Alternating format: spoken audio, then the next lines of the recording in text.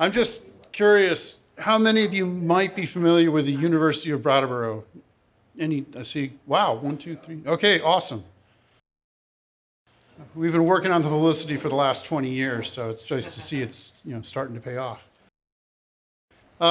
This is called the University of Brattleboro and the Uncluttered table. And as Mark commented, I was lucky enough I made it into this competition. And the competition, it's called the 5 Words Obeel International Contest. And basically the way it works is they give you 5 words, you get 1 week, and you got to write it and send it in. And so I wrote this in December, not knowing, of course, because how could you know, that I was going to win. And I don't have a passport, and we got to scramble. And there's this process that's made, especially I think for rich people, where you can actually plunk down a lot more money and get a passport in a day. So we're still gambling on that, but we bought the tickets. So I have to come and practice it, and hopefully this will be better than just a practice. As I say, this is called the University of Brattleboro and the Uncluttered table. And yes, my wife did give me permission to read this in public. All right.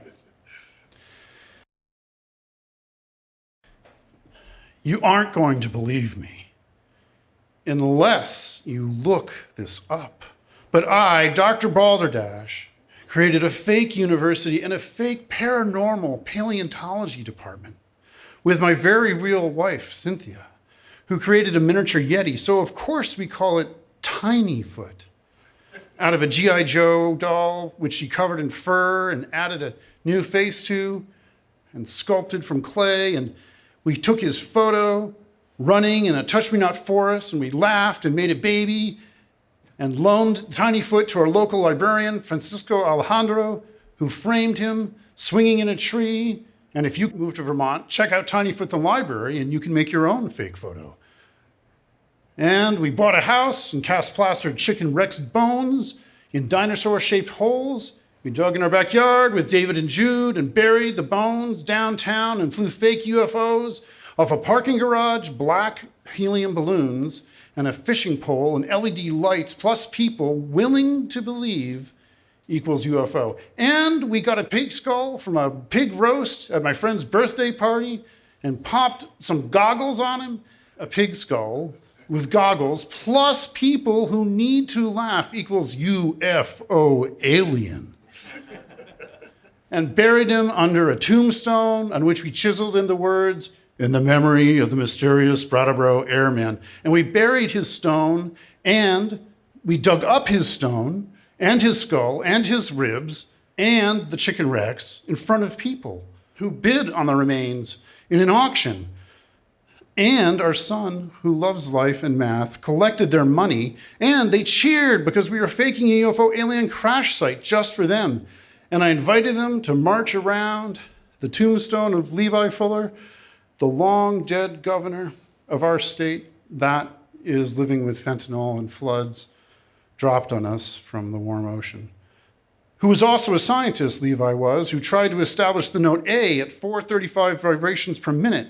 And the people marched, blowing notes on bottles and clacking wooden clackers tuned the way he liked.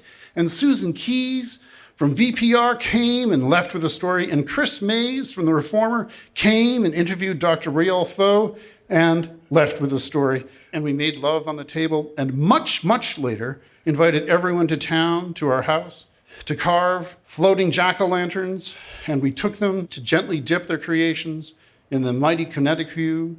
And the burning pumpkins floated downstream to the cheers of people we have video, who have sent them to the sea for every Halloween for the last 20 years. And we set out a little model of Cynthia's Holstein Brontosaurus hybrid in front of the Holstein Association building and took the gentle beast photo from the right angle so that it seemed to be a giant in the street, blocking traffic at Malfunction Junction next to the museum where my wife's intricate silver wire fish were displayed back when I was just a math teacher boyfriend who didn't do his share of the dishes and embarrassingly admitted to this Carhartt-wearing carpenter, this wilderness canoe hike leader, that I really liked poof sleeve dresses from the 1800s and even liked them dresses with the bustles on them as works of art because I thought it made women look ripe as mangoes. And she laughed and said, never, before marrying me forever, despite our mismatch in many other things. Would you believe that the joy that I have sought to bring to this wonderful town is due in part to my tumbles into a hidden pit and my desire to pull others out? Would you believe after we were married, we were both sometimes harmed by the steady certainty of disappointment in each other and years of fermenting frustration? It happens.